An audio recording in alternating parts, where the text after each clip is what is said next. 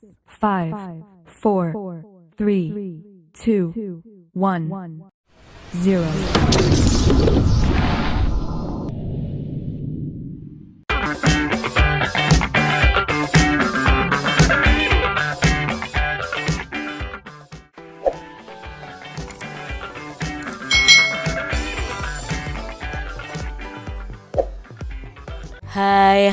Hai, selamat datang di channel YouTube Kak Citra.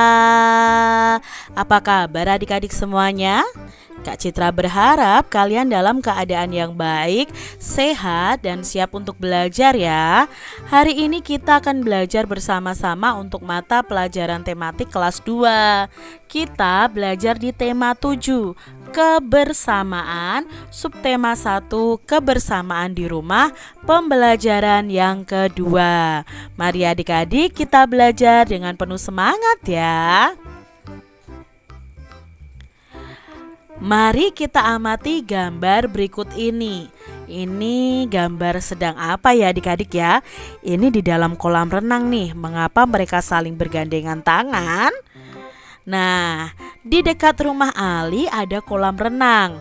Hampir setiap hari Minggu Ali bersama teman-temannya bermain di kolam renang. Hari ini mereka asyik bermain menjaring ikan.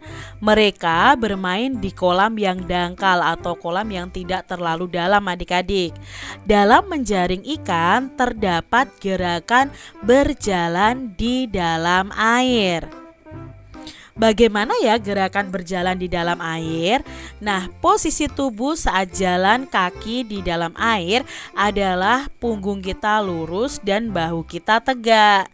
Dengan punggung yang lurus ini mengharuskan otot perut di tubuh kita ini akan melawan tekanan air saat bergerak maju ke depan adik-adik.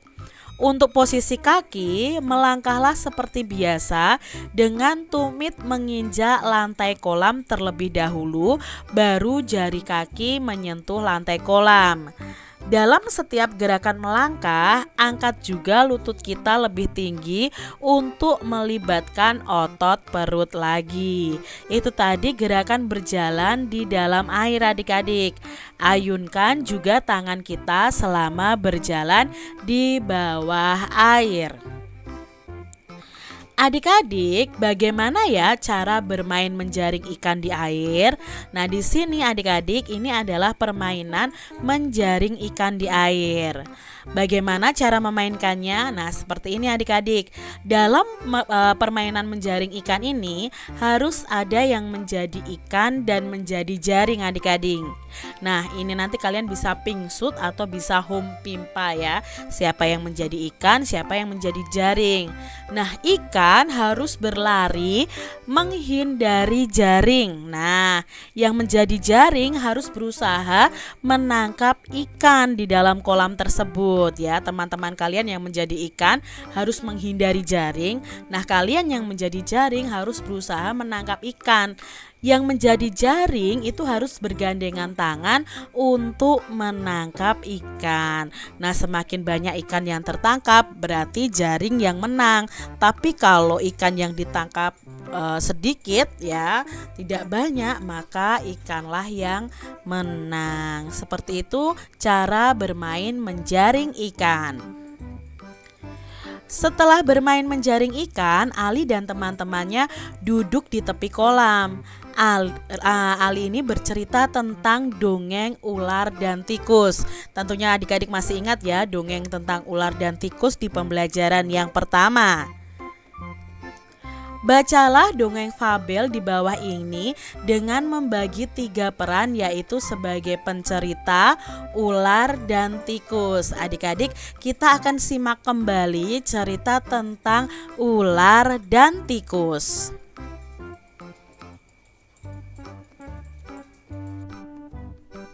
Di sebuah gurun pasir, hiduplah ular dan tikus pasir. Sebenarnya sang ular ini sangat ingin memangsa tikus, sedangkan tikus selalu berusaha mencari akal agar ular tidak lagi berniat memangsanya. Saat itu sang ular sangat lapar adik-adik, padahal ia sedang tidak mempunyai sedikit pun makanan. Sedangkan tikus yang berada tidak jauh dari sang ular sedang asyik melahap makanannya. Sang ular merasa tidak senang melihat kelakuan tikus. Lalu si ular berkata, "Dengarkan ucapanku wahai tikus yang angkuh. Aku pasti akan mendapatkan tubuhmu yang mungil dan lezat itu." Kata si ular seperti itu adik-adik. Lalu tikus menjawab, "Hei ular, berusaha dan bekerjalah. Jangan hanya berani mengancam. Kalau hanya mengancam, seekor semut pun bisa." Nah itu ya adik-adik ya, jawabnya tikus. Tikus berani menjawab si ular adik-adik. Sang ular sangat marah mendengar ejekan tikus. Ia lalu kembali ke sarangnya dengan perut yang lapar. Sedangkan si tikus masih lahap dengan makanannya. Waktu terus berjalan, tetapi ular tidak juga menemukan makanan. Ia juga enggan untuk keluar dari sarangnya. Sementara itu, tikus sudah lelap dalam sarangnya. Ular yang masih dalam keadaan lapar segera mengendap-endap mendekati sarang tikus, meski ia masih sangat kesal terhadap tikus adik-adik. Dan kini ular telah berada di sisi tikus yang sedang tidur pulas. "Hei tikus, aku sudah berada di sebelahmu dan siap untuk menyantapmu," kata si ular. Tikus segera terbangun dari tidurnya. Sambil berpura-pura menguap, ia mulai memutar otak agar bisa lolos dari cengkeraman sang ular. Tunggu dulu ular sahabatku. Kalau kau ingin memakanku, kau harus berpikir dulu. Kita hanya berdua di sini, tidak ada hewan lain.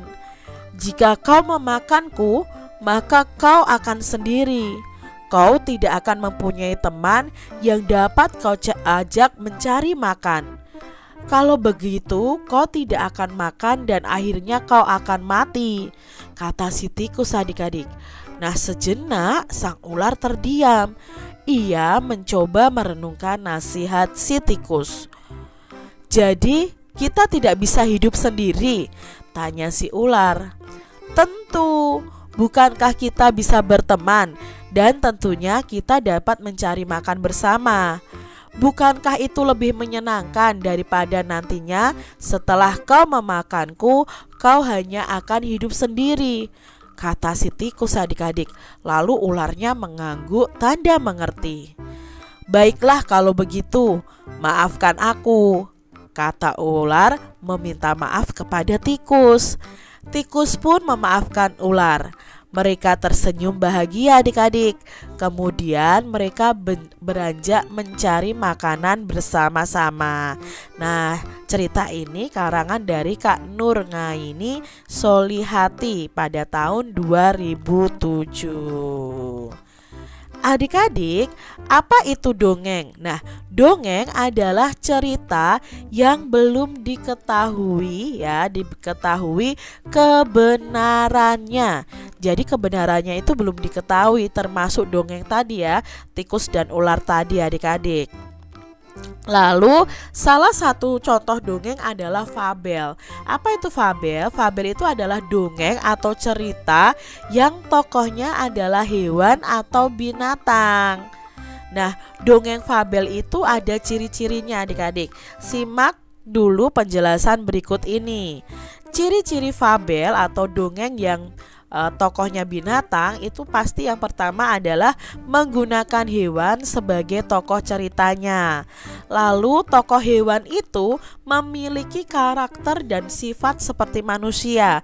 Ular dan tikus tadi kan bisa berbicara, mempunyai sifat seperti manusia. Padahal kenyataannya kalau di sekitar kita tikus dan ular itu kan tidak bisa bicara adik-adik. Mereka juga tidak bersahabat. ya, mereka saling makan kalau di dalam kenyataannya. Tapi dalam cerita ini tokoh hewan itu memiliki karakter dan sifat seperti manusia. Lalu cerita fabel itu memiliki alur cerita ya, lalu memiliki pesan-pesan kebaikan di dalam cerita tersebut. Dalam dongeng itu ada unsur-unsurnya adik-adik. Yang pertama, dalam dongeng itu pasti ada tokoh. Tokoh itu yang berperan dalam cerita tersebut. Lalu ada latar. Latar itu apa Kak Citra? Latar itu tempat terjadinya dongeng. Nah, dongeng tadi itu terjadinya di mana? Di gurun pasir adik-adik. Yang ketiga itu ada watak atau sifat dari masing-masing tokoh dalam dongeng. Nah tadi misalnya kalau ular ya, wataknya itu pemalas karena tidak mau mencari makan ya. Lalu dia wataknya juga iri kepada si tikus. Lalu kalau tikus tadi wataknya apa? Oh, dia itu cerdik ya, banyak akalnya, misalnya seperti itu. Yang keempat adalah amanat. Amanat itu adalah pesan dalam sebuah cerita atau dongeng tersebut. Jadi kalau dalam cerita tadi pesannya apa? Ya, kita tidak bisa hidup sendiri, kita harus berteman dengan semua orang, seperti ular dan tikus tadi. Adik-adik, diskusikan sikap kebersamaan yang dilakukan oleh ular dan tikus. Nah, tadi di akhir cerita mereka akan bersama-sama hidup mencari makan berdua. Tadi kan ularnya ingin memangsa tikus, tapi akhirnya tidak jadi ya. Karena mereka tidak bisa hidup sendiri, maka mereka menjadi teman dan mencari makan bersama. Itu termasuk sikap kebersamaan yang dilakukan oleh ular dan tikus. Nah adik-adik, coba kalian tulis nama teman kalian yang akan membacakan dongeng tersebut berdasarkan nomor urut presensinya. Misalnya yang menjadi penceritanya siapa, yang menjadi ular dan tikusnya siapa, itu nomor absen berapa atau nomor presensi berapa. Nah kalian juga dapat mengelompokkan teman-teman kalian berdasarkan siswa yang menggunakan kacamata dan yang tidak menggunakan kacamata juga. Nah, misalnya di sini ya, pengelompokannya misalnya siswa yang memakai kacamata akan membaca naskah teks sang ular. Siswa yang tidak memakai kacamata akan membaca naskah teksnya tikus ya, atau yang diucapkan oleh tikus. Kalian juga dapat mengelompokkan teman kalian berdasarkan jenis rambutnya. Misalnya yang berambut keriting itu membaca naskah sang ular, yang berambut lurus itu membaca naskah teks tikusnya. Nah, kalian bisa bergantian ya untuk membacakannya. Selain pengelompokan berdasarkan perbedaan tersebut ya, dari perbedaan memakai kacamata atau tidak, lalu jenis rambutnya lurus atau keriting, dapat kamu melakukan pengelompokan berdasarkan perbedaan yang lain. Ya, kalian bisa mengelompokkan dengan perbedaan yang lainnya. Nah, adik-adik, di sini Kak Citra akan memberitahu cara melihat karakter fisik dari seseorang. Di sini ada 3 anak nih adik-adik. Yang pertama, namaku Niko. Rambutku lurus dan pendek berwarna coklat. Nah, di sini berarti karakteristik dari Niko ini rambutnya lurus, lalu pendek dan berwarna coklat.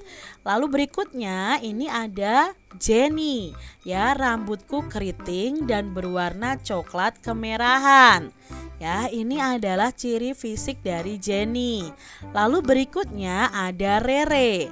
Rambutku lurus bergelombang dan berwarna kuning. Jadi di sini ya ada perbedaan karakteristik fisik dari Niko, Jenny, dan Rere. Walaupun kami berbeda karakteristik tubuh, kami tetap rukun. Kami saling menghormati dan tidak mengejek. Kami juga selalu bermain bersama. Perbedaan itu indah loh.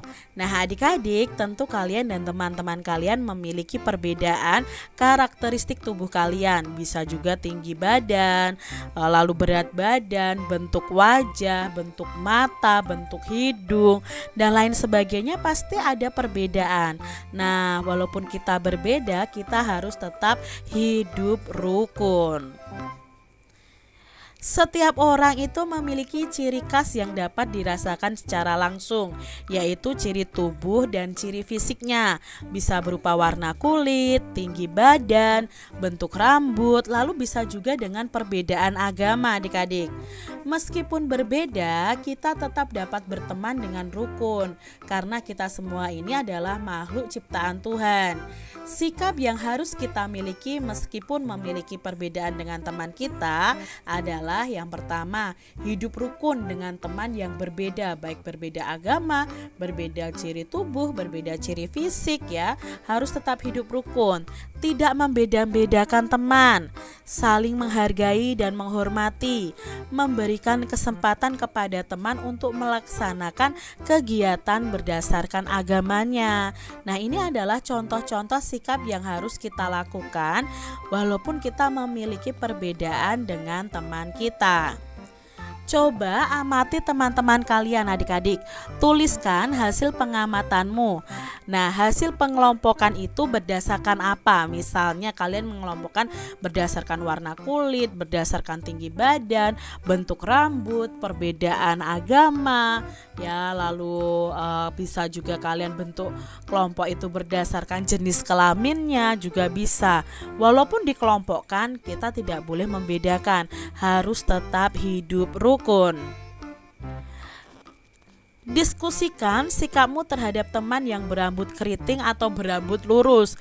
Nah, sikap kita ya tentunya tetap hidup rukun, saling menghargai dan tidak mengejek. Ih, kamu rambut keriting ya, jelek seperti ini nih. Gak boleh adik-adik ya, tidak boleh mengejek temannya seperti itu, karena kita ini sama-sama ciptaan Tuhan. Adik-adik, demikian tadi pembahasan kita di tema 7, subtema 1 pembelajaran yang kedua. Semoga video pembelajaran ini bermanfaat untuk adik-adik semuanya. Dan sampai jumpa lagi di video pembelajaran Kak Citra selanjutnya. Tuhan memberkati.